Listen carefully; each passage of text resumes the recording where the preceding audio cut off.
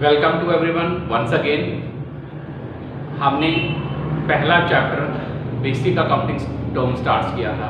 अब उसके अंदर हमने कुछ बेसिक टर्म्स को डिस्कस किया था, जिसमें हमने बिजनेस ट्रांजेक्शन को डिस्कस किया था। फिर हमने हमारी ड्राइंग्स क्या आती हैं उनको डिस्कस किया था, हमारा कैपिटल क्या होता है, हमारे डेटर्स क्या होते हैं, हमारे क्रेडिटर्स क्या होते हैं, हमारे प्रीपेड एक्सपेंसेस क्या होते हैं, इन सबको हमने डिस्कस किया था। तो जो अब हम डिस्कस करने जा रहे हैं उसका नाम है लायबिलिटीज। तो आज हम पढ़ेंगे कि लायबिलिटीज क्या होती हैं। तो चलिए स्टार्ट करते हैं आज का टॉपिक कि लायबिलिटीज क्या होती हैं। देखिए, जब हम बात करते हैं लायबिलिटीज की, लायबिलिटीज का मतलब होता है फाइनेंशियल ऑब्लिगेशंस। लायबिलिटीज का क्या मतलब होता है? Financial obligation. लायबिलिटीज का मतलब होता है हमारे फाइनेंशियल ऑब्लिगेशंस। अगर हम बात करें कि भैया जो हमारे पर फाइनेंशियल ऑब्लिगेशन बनी है वो क्यों है? It arises due to credit transaction और लोन टेकर। या तो हमने पैसा क्या किया होगा, या तो हमने कोई सामान क्रेडिट पे खरीदा होगा, एक्सचेंज ट्रांजिशन में अगर तो हमने कोई एक्सचेंज क्रेडिट पे किया हुआ है तो हमारी क्या बन जाती है, हमारे सिर पे क्या बन जाती है, हमारे बिजनेस के ऊपर वो लायबिलिटी बन जाती है। लायबिलिटी का अगर मैं लेमैन में बताऊं तो फाइनेंशियल ऑब्लिगेशन जो हमारे ऊपर बर्डन बना हुआ है, जो पेमेंट हमने लोगों को पे करनी है। क्यों पे करनी है? क्योंकि हमने कोई भी एक्सचेंज जब हम करते हैं किसी भी गुड्स एंड सर्विस का, अगर हम उसे क्रेडिट पे करते हैं तो हमारी क्या बन जाती है, वो फाइनेंशियल ऑब्लिगेशन बन जाती है। दूसरा, यहाँ तो हमने किसी से क्या किया होगा, लोन लिया होगा। अगर हमने किसी से लोन लिया होगा तो वो भी हमारे सिर पे क्या है, एक हमारे बिजनेस के ऊपर क्या है, फाइनेंशियल ऑब्लिगेशन है। तो अगर मैं बात करूं मीनिंग ऑफ लायबिलिटीज की, तो मीनिंग ऑफ लायबिलिटीज का मतलब होता है liabilities means amount payable by the business, amount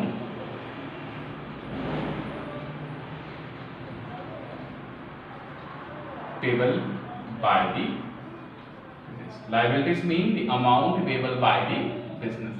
वो पैसा जो एक बिजनेसमैन ने पे करना है उसे हम क्या कहते हैं, लायबिलिटीज कहते हैं।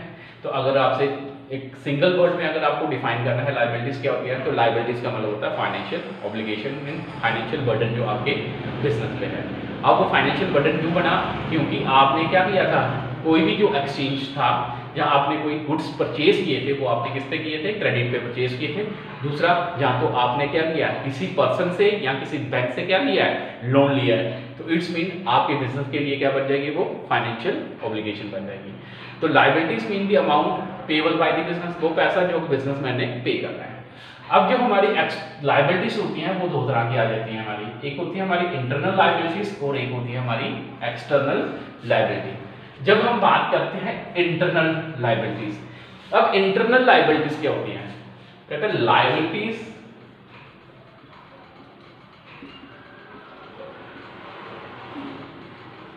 Towards the owner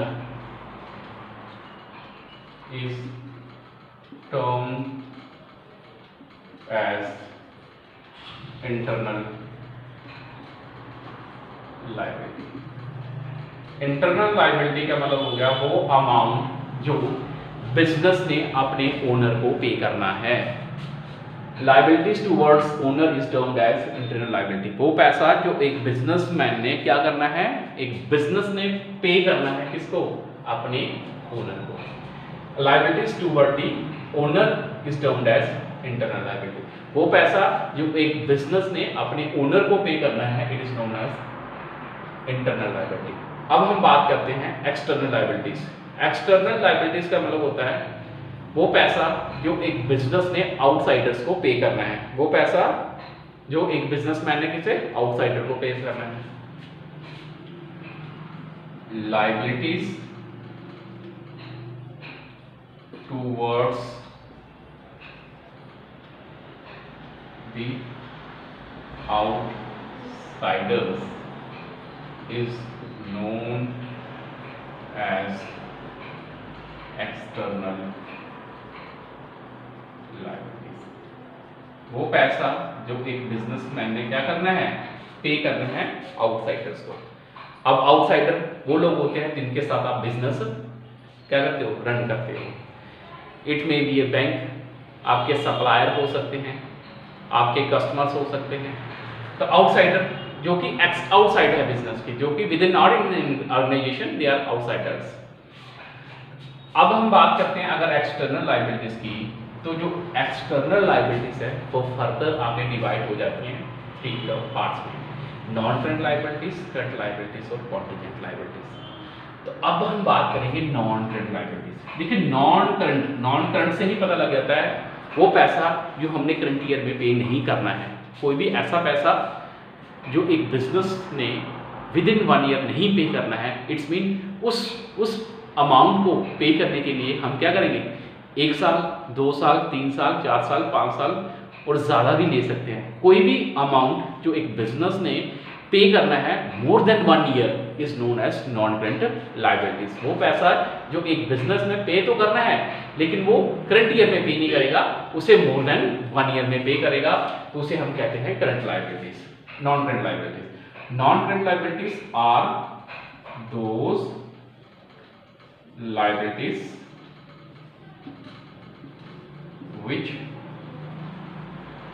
we have to pay in more than 1 year, in more than 1 year। Example के लिए ले जाता हूं, अगर हमने कोई लिया है, बैंक लोन लिया हुआ है, डिवेंचर्स आ गए हमारे, डिवेंचर्स के हमारे क्या होते हैं, लोन्स होते हैं।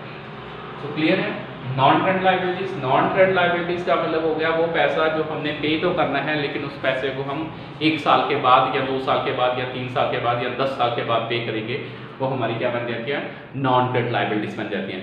और नॉन करंट लायबिलिटीज को हम क्या कहते थे, लॉन्ग टर्म लायबिलिटीज भी कहते हैं। अब नॉन करंट लायबिलिटीज को हम क्या कहते हैं, लॉन्ग टर्म लायबिलिटीज भी कहते हैं। इनको हम क्या कहते हैं, लॉन्ग टर्म लायबिलिटीज भी कहते हैं।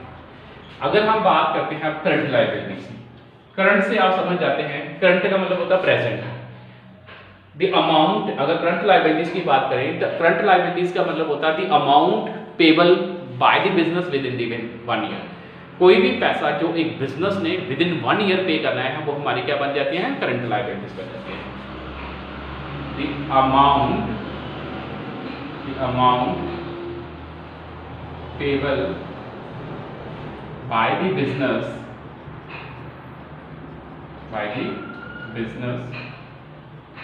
within 1 year is known as current liabilities। वो हमारी क्या बन जाएगी, करंट लायबिलिटीज बन जाएगी। वो पैसा जो एक बिजनेसमैन ने विद इन 1 ईयर पे करना है वो हमारी क्या बन जाएंगी, करंट लायबिलिटीज बन जाएंगी। तो अगर मैं बात करूं करंट लायबिलिटीज की एग्जांपल्स की, तो करंट लायबिलिटी एग्जांपल हो गए हमारे क्रेडिटर्स। तो क्रेडिटर्स वो लोग होते हैं जिन्हें हमने पेमेंट करनी होती है। फिर हमारा आता है बैंक ओवरड्राफ्ट, बैंक ओवरड्राफ्ट ये हमारी क्या है, करंट लायबिलिटीज हैं जो एक बिजनेसमैन को विद इन 1 ईयर ही पे करनी है। अब हम बात करते हैं थर्ड लायबिलिटी, जिसे हम क्या कहते हैं, कॉन्टीजेंट लायबिलिटी कहते हैं। और जब हम बात करते हैं कॉन्टीजेंट, कॉन्टीजेंट का मतलब होता है विच मे और may not be the liability of the business, future even decide whether it is a liability और नॉट। अब हम बात करने जा रहे हैं किसकी, कॉन्टीजेंट लायबिलिटी। अब हम बात करने जा रहे हैं किसकी, कॉन्टीजेंट लायबिलिटीज की। अब हम बात करने जा रहे हैं कॉन्टीजेंट लायबिलिटी। तो अगर हम बात करते हैं कॉन्टीजेंट लायबिलिटी, कॉन्टीजेंट लायबिलिटीज या आप कॉन्टीजेंट लायबिलिटी कह सकते हो। Contingent liabilities are those liabilities which may or may not be the liabilities, future even decide whether they are liabilities or not। कहने का ये मतलब है जो करंट कॉन्टिजेंट लाइबिलिटीज होती है वो हमारी लाइबिलिटीज हो भी सकती हैं, नहीं भी हो सकती हैं। वो फ्यूचर डिसाइड करेगा कि क्या वो हमारी लाइबिलिटीज हैं या नहीं है। मैं एक बार इसका मीनिंग लिख देता हूं। Current contingent liabilities are those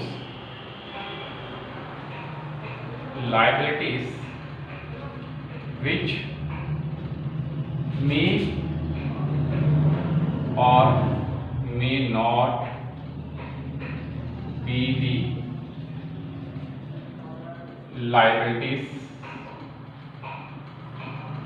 of the business. Future events decide whether future event decide whether they are liabilities or not। अब फ्यूचर इवेंट डिसाइड करेगा कि whether they are liabilities or not। अब हमें future में वो decide पता लगेगा कि क्या वो हमारी लाइबिलिटीज हैं या नहीं है। कहने का मतलब वो लाइबिलिटीज जो हो भी सकती हैं, नहीं भी हो सकती हैं। फ्यूचर जो इवेंट होगा वो डिसाइड करेगा कि क्या वो हमारी लाइबिलिटीज हैं या नहीं है। एग्जांपल के लिए मैं लेकर चलता हूँ, मैं बात करता हूँ इंश्योरेंस कंपनी की। ध्यान से सुनिएगा मेरी एग्जांपल। अब हम बात करते हैं इंश्योरेंस कंपनी की। तो सपोज आपके पास क्या है, कार है। तो आप कंपनी क्या करती है, आप कार का क्या करते हो, जनरल इंश्योरेंस करवाते हो। अब जनरल इंश्योरेंस क्यों करवाते हो, क्योंकि इन केस अगर कार को कोई भी प्रॉब्लम आ जाती है, या कार का एक्सीडेंट हो जाता है, बाई फॉर एक्सीडेंट हो जाता है, तो आप उसका क्या कर सको, क्लेम कर सको। तो देखो अब हम बात करते हैं कार की। अब कंपनी के लिए ये लायबिलिटी है या नहीं है, ये डिसाइड करेगा फ्यूचर। कंपनी के लिए कार जो है लायबिलिटी है या नहीं है, ये डिसाइड करेगा फ्यूचर। अगर तो कार का एक्सीडेंट हो जाता है, अगर तो कार एक्सीडेंट हो जाती है तो कंपनी को इसकी पेमेंट करनी पड़ेगी। उस केस में ये क्या बन जाएगी, उसकी लायबिलिटी बन जाएगी। अगर पूरे साल कार में कुछ भी खराबी नहीं आती है, कोई एक्सीडेंट नहीं होता, कुछ भी नहीं होता है, कार चलती जाती है, तो उस केस में ये हमारी लायबिलिटी नहीं होगी। क्लियर हुआ? Current contingent liabilities are those liabilities which may or may not be the liabilities of the company. Future even decide whether they are the liability or not. ये था हमारी लायबिलिटीज। अब जो नेक्स्ट टॉपिक हम यहाँ पे discuss करेंगे अगली क्लास में, वो है हमारे एसेट्स की एसेट्स क्या होते हैं। तो तब तक के लिए अलविदा, शब्बा खैर, गुड नाइट। और अगर आपको मेरा वीडियो अच्छा लगता है इसे शेयर, लाइक और सब्सक्राइब जरूर किया करिए। और मैं आगे भी आप कमेंट्स जरूर कीजिए ताकि मेरे को मोटिवेशन मिलता रहे और मैं आपके लिए अच्छी सी वीडियो बनाता रहूँ। जय हिंद, जय भारत।